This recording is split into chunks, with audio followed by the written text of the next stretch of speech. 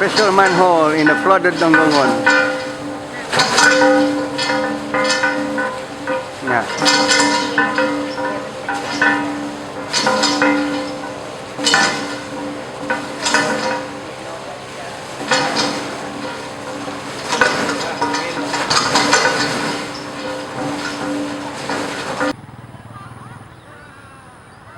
There's an artificial spring there.